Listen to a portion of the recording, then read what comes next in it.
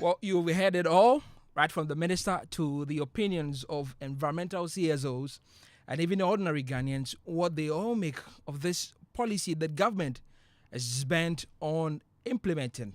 We heard from the minister, interior minister himself, and then his deputy, all explaining this and insisting we cannot put foreign nationals in our already choked prisons.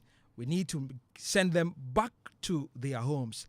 However, though, what they've also been explained is that Ghanaians will go through the regular process. You have to go to the court and face the charges if government lawyers win at the end of the day. But that is the big question today: to prosecute or to deport. You get the opportunity to join us on 055 055 Send us your views and thoughts from wherever you are on WhatsApp. But as well, we have on Zoom and on the phone assembled some Ghanaians, some in Ghana, and some as far as China itself, where we know that some of these illegal miners have come from. We were connecting with George Kuntu Blankson. He's an immigration lawyer and connecting with us. He's usually based in the USA and is in Ghana as we speak now. George, are you with us? Yes, I am with you, yes. Fantastic, George. Thank you very much for connecting. Also, we have Collins Hodoli. He's a Ghanaian and is connecting all the way from Malawi. Collins, can you hear me? If you can unmute. I can hear you, but I'm not in Malawi at the moment. You are not in Malawi. Yeah, thank you. Yeah. It appears all good afternoon, by the way. diaspora Ghanaians are in the country. Is there any special reason you're back? Not in Ghana at the moment, but not in Malawi. Interesting. Yeah. Because you didn't say, I'm not sure you're interested in sharing where you are. We also Exactly. we also have Okay. Dr. Justice Amachi. He will be connected with us pretty shortly. He has been to Russia. He's also lived in Thailand before as a student. He's currently in Ghana and possibly will be going to another country again. Justice will join us pretty shortly. We're also connecting with Rose Blankson. She's the assistant registrar of UCC.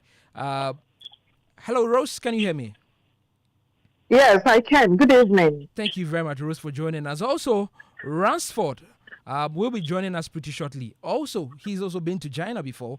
And then we'll also finally have Richard Chum Sapon. He's a final year student in, guess where?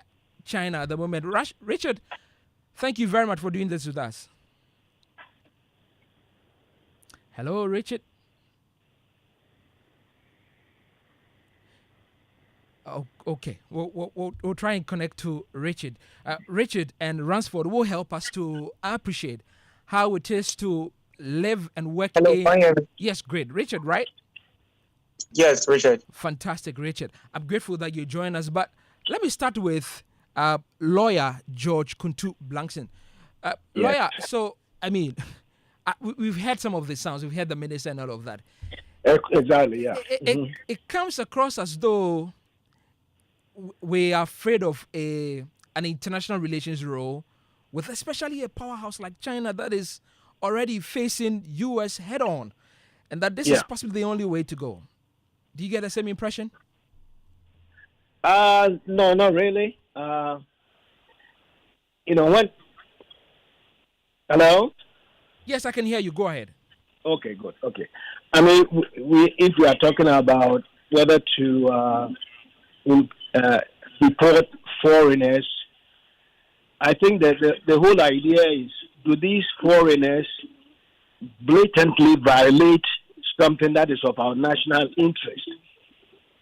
If they do that, then of course they have to be deported instead of being sent through the legal process. It's time consuming, and the end result may not be that. Hello? Yes, I can listen. I'm listening to you. Yeah, there's light of where I am. Welcome to Ghana. Okay. Yeah, so basically, I would say that if foreigners are made aware of the rules and they blatantly violate it, they should be immediately deported instead of going through the legal process. And that is the way I look at it. Okay. Citizens, of course, can be given the opportunity through the legal process to to fight through the process, to whatever it is. But in terms of foreigners, they are in a foreign country. They have become aware of the laws and the rules of the country. And in terms of galamsey, for instance, that violates our rules and also affects the citizens and their health. So to me, my own idea is that they should immediately be deported. Yeah. But if you catch their Ghanaian counterparts, they will go through the court and somebody gets to go home free. At least you heard from one of the sounds, one of the environmental CSOs complaining that, well, Aisha one taught us a good example that just letting them go doesn't mean that they cannot come back. Oh, you mean the foreigners going and coming back? Well, some of them go and come back at least. Aisha one taught us How do they get back? I mean, I think we give them visas to make entry. So how do they come back?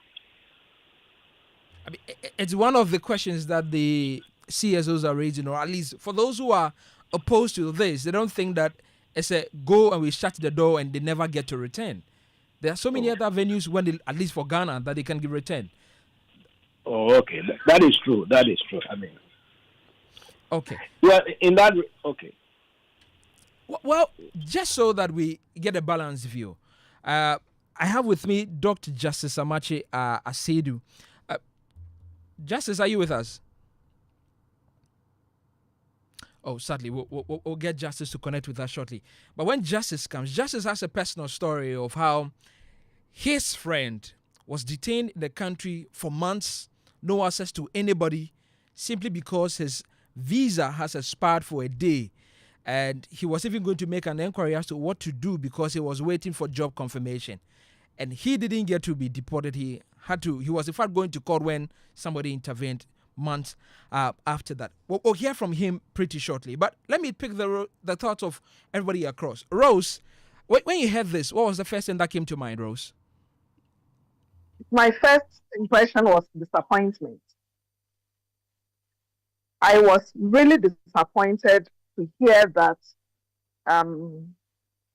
we, through our ministries, are thinking about deporting foreigners who blatantly flout our laws. And the reasons that have been espoused by the Deputy Minister in an interview on Joy were not really satisfying to me, in the sense that we have our laws. What does the law say in cases where we have foreigners or locals even engaging in illegal mining, popularly known as galamsey? We have our laws. Our laws clearly state that if a foreigner is arrested, caught red-handed, engaging in illegal mining, it is an offense. Now, this person has to be prosecuted. When he or she is found guilty, there are punishments spelled out for these individuals. First, they may be fined, or they may be put in prison, or they may be fined and put in prison. Again, after they have served their full term, then they are deported. So 3 issues, and it is clear. So I don't know why suddenly we want to take away the part of fines and imprisonment and then just go for deportation. Some of the reasons our minister cited was the fact that our prisons are choked, the fact that our prisons are in deplorable state, and we don't have to waste our time on them. I don't think it's a waste of time. If our prisons are in deplorable state and we are able to put our own citizens in those prisons, are those Chinese better than Ghanaians? Do they have different blood in them than Ghanaians do have? Are the Ivorians better than Ghanaians? The Nigerians, are they better than Ghanaians? All the foreigners in Ghana who are blatantly, disrespectfully killing us. You open your tap and water that has been treated cannot be even be used for bathing. That is even for people in the cities, very far away from Galamsey sites. And you say that because our prisons are in deplorable states, because we don't have enough space in our prisons, we want to, throw away very important parts of our laws and just pick a small portion. For me, this is if it's not a lazy man's approach, then it is condonance and connivance. Maybe some people are condoning and conniving. Some people are benefiting from these illegal miners, and they don't want to tell us the truth. Because of what they benefit, they don't care about us. Otherwise, why would anybody think of putting our laws aside and taking a part of our law to say that, well, we don't want to waste our time. They will have lawyers who will defend them. Prisons are congested and prisons are in deplorable states, and we don't want to waste our money on taking care of them. So we catch them, we deport them. Is that a good enough reason to let them go? Like they should go to their country and never come back? Exactly my frustration. They will go to their country and they will come back. In fact, if they do not come back to even Ghana, they will find their way in other countries, in other African countries. Rose, hold on for me. I'll come back to you. Yeah. Because George has to leave us pretty shortly. George, yes. If you were Ghanaian and you did half as bad or anything close to illegal mining, say in the USA, would you have it this easy and just be put on the next flight back home?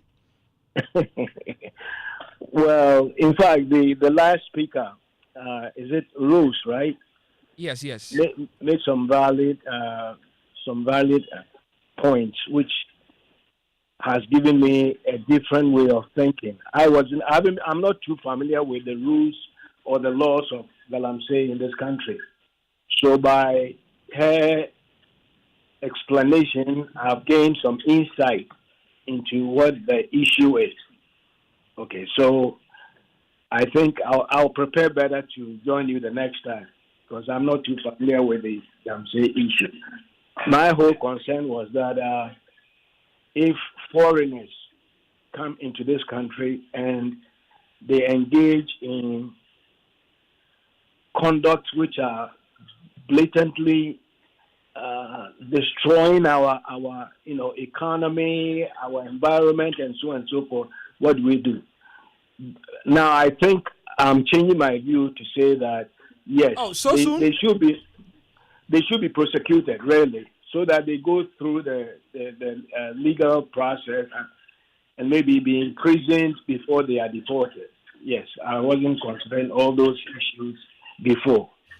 But the question still remains: if you have a Ghanaian, yeah, do something as close as illegal mining in USA, will you just be put on a flight back to Ghana, or say you illegally found your way in USA? Would you just be sent home? At least we've seen Trump try to do something similar like that before. Will be for illegal issues. I mean, criminal issues. The person will be prosecuted. Yes, before being deported, of course. Well, I'm pretty sure you'll be running away after this, right? Yeah. Well, as I told you, where I am, the lights are out. So sorry. I'm welcome to Ghana. We've been trying to deal with that. Joy News actually trying to ask questions what to do with ECG. George, I'm grateful. Thank you very much for joining us, and hopefully next time you'll be able to join us again. But let's now go and connect with Collins. He's a Ghanaian who's traveled very wide. Well, Collins, when you heard this, where did you stand on this? When you heard the minister say these words? First of all, thank you so very much for the good work you're doing for the country. And all of us, everyone that has made very great contributions so far, and greetings to everybody listening.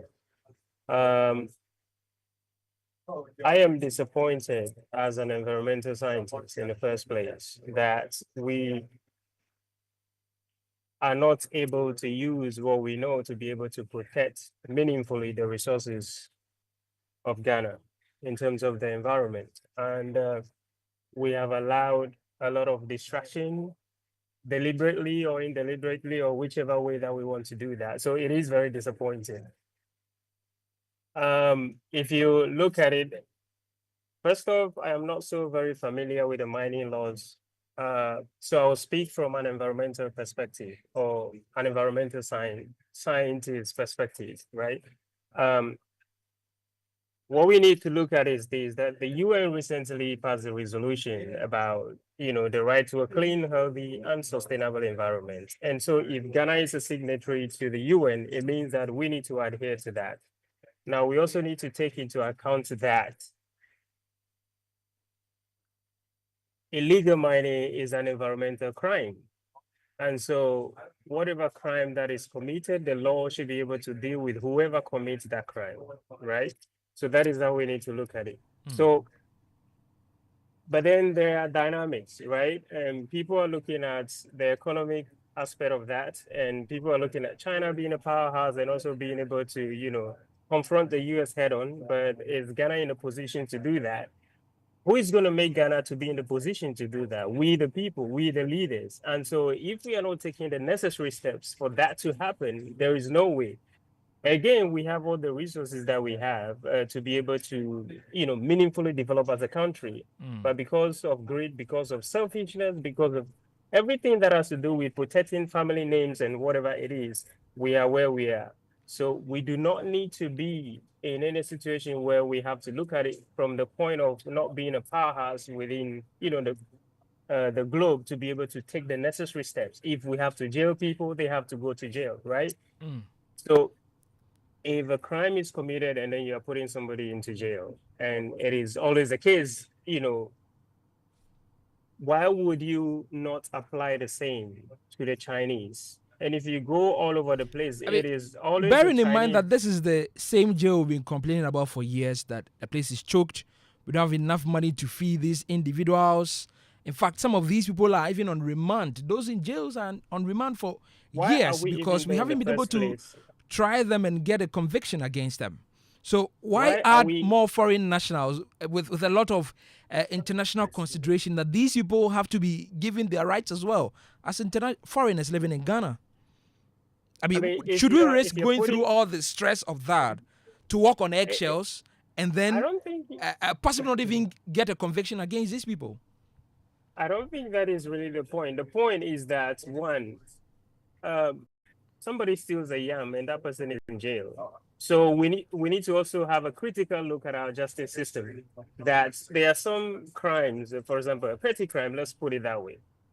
That should the people rather, go into community service instead of putting them into the jail that we are saying that is already choked, and then people that are actually destroying or causing a lot of destruction to our environment, that is actually something that we have to sustainably manage for the future. We allow them to go just because we are walking on eggshells. I don't think that is the case. And if you look at our own laws, the past regime, President, ex-President Nana Akufo-Addo, his regime, they have actually indicated that 15 to 20 years of serving in prison. So where are we throwing that? And in some countries, you have to be in jail for 12 to 10 to 12 or 15, 12 to 15 years. So are we just going to be looking at the fact that our prisons are choked? How are the prisons choked? Are the prisons choked because we are putting a lot of petty thieves there, or because of our inactions as leaders? Well, crime is So crime, Collins, right? But Collins, I'll let you make more points. But I want to go to China, right, where Richard is currently studying and joins us more on the phone. Richard, can you hear me? Yeah, I can hear you. Fantastic. Richard, I've spoken to, in producing the show today, I've spoken to a lot of Ghanaians in many countries, right? And in almost every situation, they tell us that in the few years when you migrate to that place, you almost live every day in fear. And in fear of doing what you don't know may be wrong, right? For example, one person said jaywalking in some countries, that is just crossing the road, not on the zebra crossing, without looking to your left and right, right? In some countries, it's very much a big law to violate. Do I get that you have the same impression, or you felt same when you moved to China first? Yeah, I think coming to China, the most important thing they will tell you is that you need to be very careful about how you live your life as a foreigner here, because every single step you take is being monitored by the cameras around. So moving around and doing everything, you have to be very, very skeptical in your moves. But I'll say here, I won't say you'll be really scared or you should be fearful about things here. I'll just say you need to be very careful because you don't know when you'll be in trouble. And I think the rules are very much here to protect their natural environment and then everything surrounding it. So I won't say living here, you live here in fear, but it's more like they're trying to protect the environment, so they'll do everything to protect it. Yeah. So, how is it living in China personally for you? Personally, living here, I think compared to Ghana, I think it's a little bit calm because the rules are kind of strict, and then you dare not go against them. And if you do, you face the music. And compared to Canada right now, I think the policy that has been put in place, I think that it's very, very lenient, and it will give people the opportunity to even commit more galamseys in the country. Here in China, you dare not destroy their water bodies because they've put in place so many rules and regulations to protect their water bodies. They believe in the fact that protecting the environment and natural resources is the key to developing their country. And the main reason, one of the main reasons why they've developed as a country is because of their water bodies. So you dare not destroy them or you dare not trample them. Yeah. I mean, flip that around. Do you get the impression that if you committed a crime, right, they'll only put you on the next flight to Ghana? I don't think so. Even when you overstay here, even by I heard one of your friends saying that he had a friend here who overstayed by then and he was put behind bars for like for months. Okay. You when you have your visa, you are to renew your visa every year in China. So if you are to stay here in China and you don't renew your visa at the end of the year and you overstay your time here, normally you pay a fine. That's a very huge sum. By the day, every day is like 500 kwa. So like if you overstay by a month, I think you can be put behind bars. So trampling with the water bodies is bigger than overstaying here in China. So I think you'll be dealt with very severely.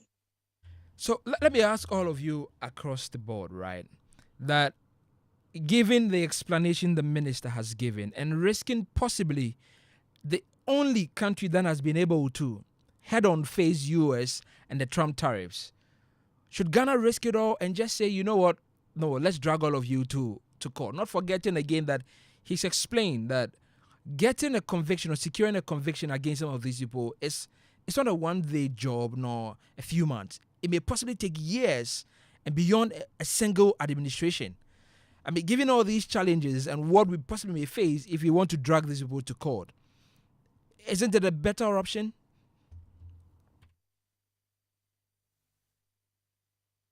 Let me start with Rose on this. Thank you.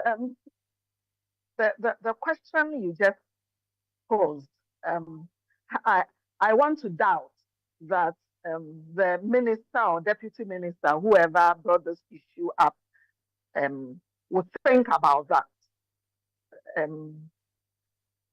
I would be shocked if any well-meaning Ghanaian thinks that because China is a superpower, so if they misbehave, if their citizens go to other countries and misbehave, disrespect the rules of those countries, they should be let go scot-free.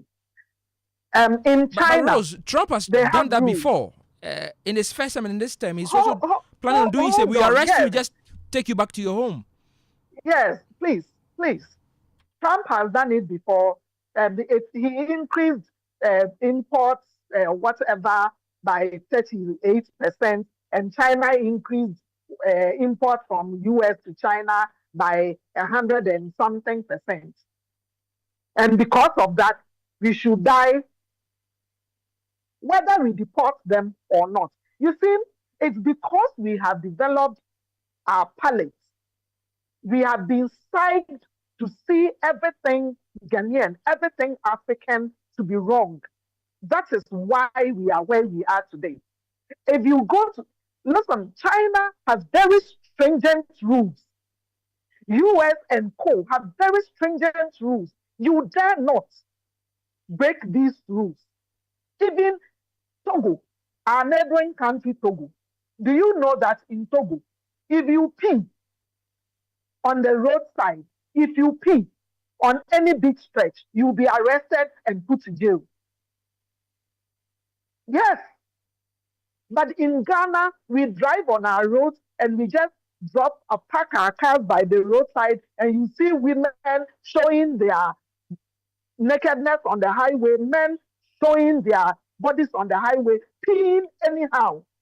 It is our indiscipline.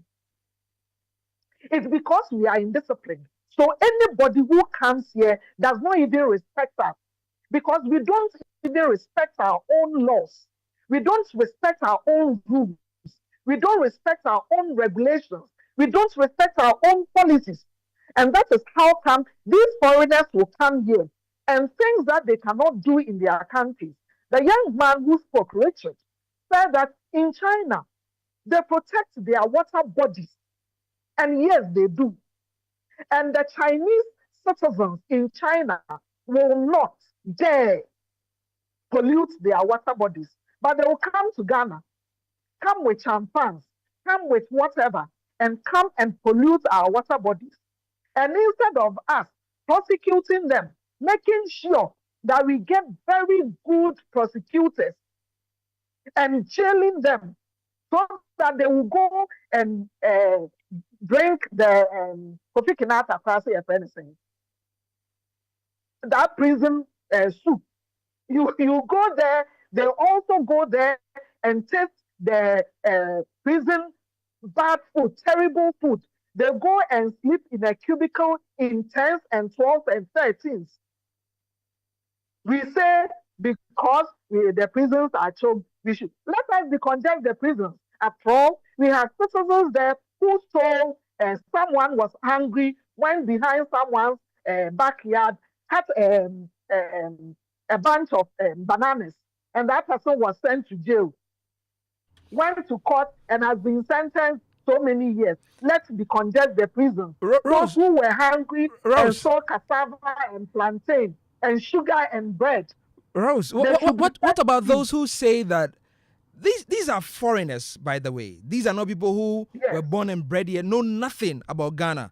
Mm-hmm. Some of these people are aided by Ghanaians coming to the country. Go and show them where to do some of these things. It's not as though some Chinchan knows some in Zulezu, or he knows anywhere in the western region to say that, okay, there's gold there and I'm going to mine, or I'm going to...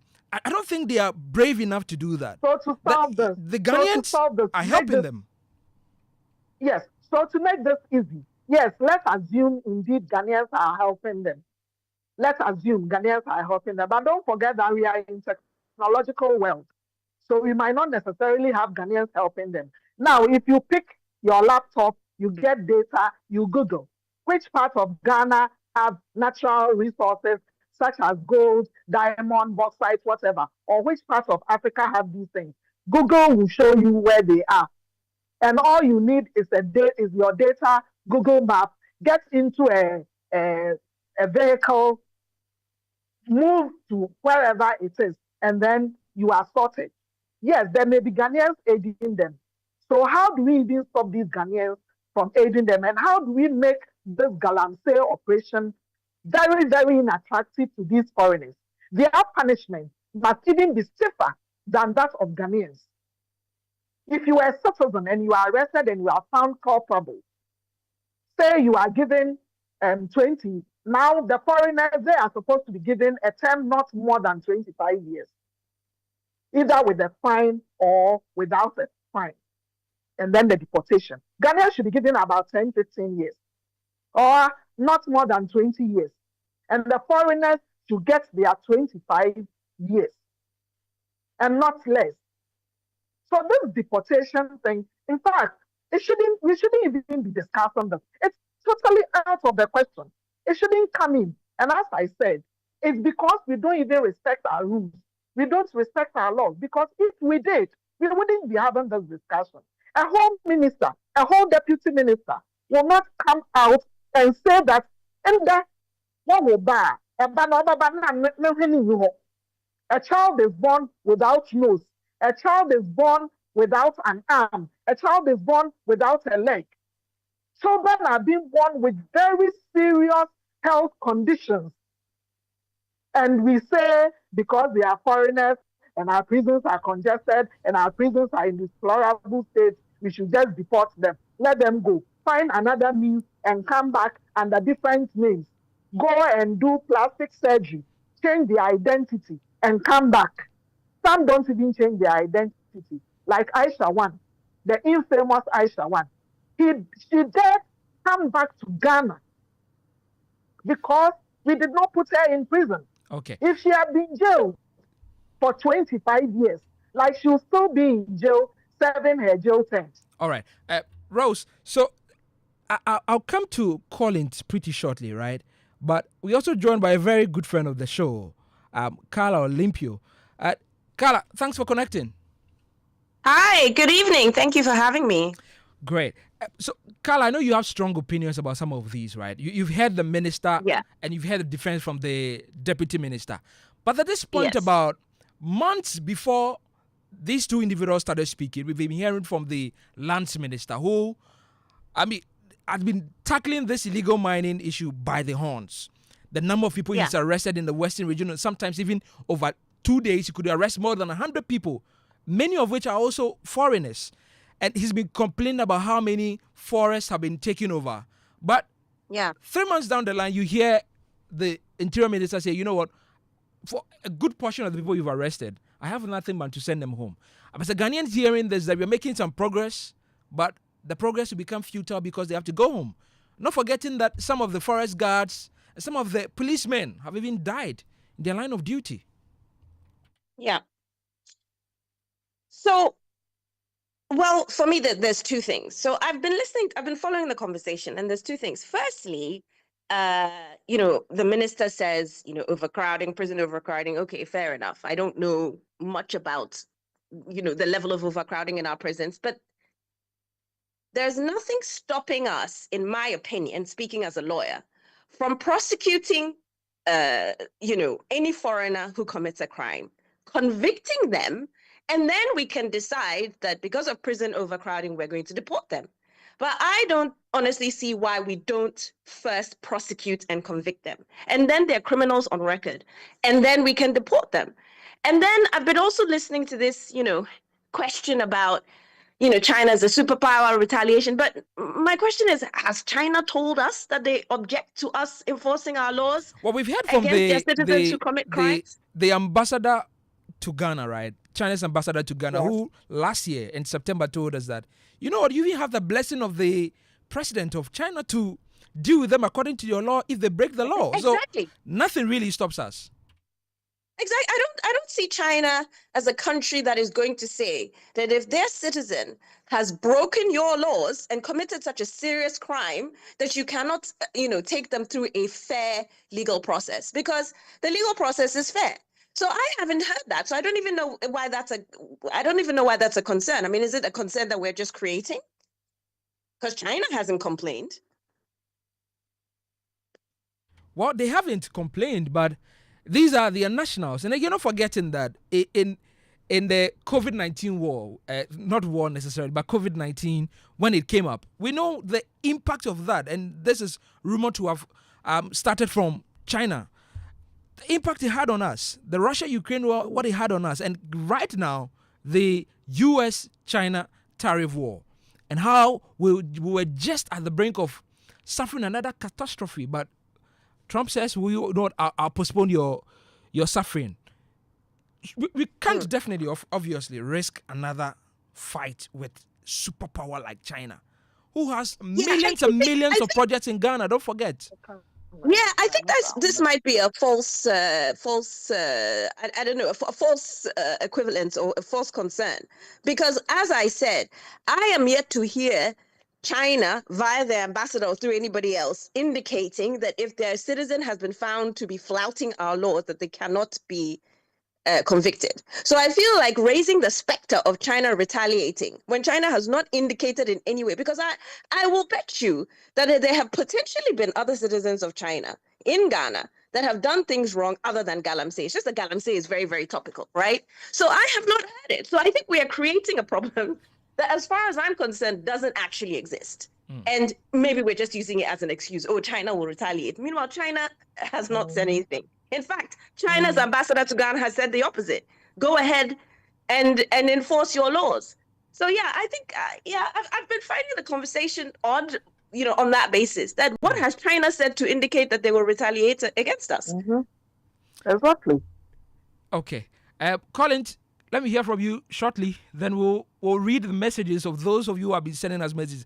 And one of the questions that has come up strongly is that the conversation is one-sided. Yes, we try very hard to get government at least to offer some more explanation and to possibly offer some more justification for this law. But unfortunately, we didn't get any of them to sit in the show today. We'll read some of your comments pretty shortly. But Collins, in 1 minute, let me hear your opinion about this, about the part about what we may possibly suffer. And then, again, you mentioned in the beginning that your background is environmental science. The impact of this, of illegal mining, when a lot of them have to use chemicals, combustibles, some of them that get into the air, people breathe, and it becomes a lot of challenges for us. Thank you so very much, Mike. Very great points from everyone who is speaking, especially taking the side of putting the people or the Chinese who, is involved in illegal mining into jail. I mean, following the due process, that is very necessary. And even talking about retaliation in the first place, what is the concern, or what would be the concern for China to retaliate? That your citizens are in my country and have done something bad and I am prosecuting them and you are retaliating? What is the common sense in that in the first place? So for our leaders to even sit and think about something like that means that they are not actually doing any forward thinking, excuse me to say, because one, somebody is breaking your law and you are thinking about retaliation through which means, I mean, where is the retaliation going to come from, and why should there be a ground for you to think like that in the first place? Now, in terms of the environmental impact of illegal mining, it is so visible for everybody to see. Our water bodies and everything is getting polluted. Whatever blasting is going on is also polluting our environment in terms of the air we breathe. And every year we are talking about, nearly 30,000 Ghanaians dying from air pollution. And then you are also looking at the fact that, there are birth defects, which you can see, those things should be of a concern to us. But if we are not worried about what our future will be as the country, as old men leading us, we are not concerned about what we are leaving behind for the youth, for babies unborn. And all we think about is retaliation. All we think about is what is in there for me as a minister, or what is in there for me as a leader, so I do not jeopardize my political position or whatever it is. Because we also don't have money. We also don't have money to run even the prisons and the services. These are people who need prison escorts. They need vehicles, fuel for those vehicles. But do we have 3 money times a to day? buy? Do we have money to buy? buy? 3 Ghana cedis, 50 pesos a day. Do we have money to buy V8 and run around the country and do political campaigns? Do we have money to do all of those? Do we have money to run around? And it is all about, applying some form of empathy to the way we lead in the country. Great. So I'll come back to you, Collins. I'll come back to everybody to ask you what your final thoughts. What should be the change in the modus operandi? What do you think possibly how we can deal with this illegal mining. Right about now, we have some of your views and thoughts from WhatsApp and our social media handles. Join us. Collins is already here. We'll share that with us shortly.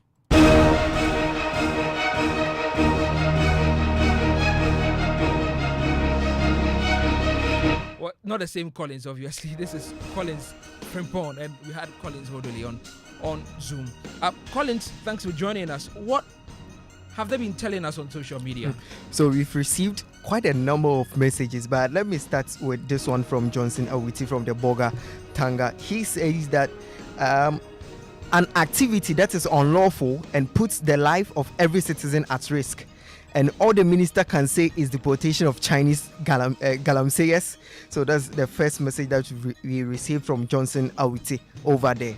And another one from Kwesi from Kumasi, and he also says that this policy of the government not to prosecute foreigners involved in galamsey is coward on the part of our leaders, and also does not show the presence of any leadership in Ghana. And also another one. Before you bring that one in, right. So this one from Yima, it says that he sends me a link to a story where 94 Ghanaians were deported, and he says that these people were sent back to Ghana. They were not prosecuted for entering US illegally. I think that is your justification, means that we think that other countries are doing it. But I don't think that if the person did anything aside the entering US illegally, the person will be deported into the country. Before I've seen when people are being deported from different countries because of paper issues. So for me, I don't think that one cuts for me. Well, let's connect with Sefa Jones, and it says from Community 22, I want the government to try them here and jail them according to the laws of Ghana. I've seen another story where some of them were handed, these illegal miners were handed over to Chinese officials at the port with the impression that they were going to also be prosecuted. Final comments? So this one is from Sir Ike Adisco. He says, good evening, Ghana Connect. I believe so strongly that deportation of foreigners who are caught in illegal mining is not punitive. He actually used capital not, and also encourages people to come into the country. Reason being that if I were a foreigner and heard this, I'll find my way straightly to Ghana. Thank you very much, Collins. So you had your own views and comment shared with us. Let me get back to the guests that have helped us with this show almost 1 hour now. Quickly, one, should we change the strategy? And two, how do we deal with this illegal mining? Whether they are foreigners or locals or wherever they are, the impact is glaring. We can all see the impact of what they have done on our environment. So let me start with Richard. You are connecting from China. Richard, how do you think, from what you have seen in other countries, how do you think we can deal with this once and for all?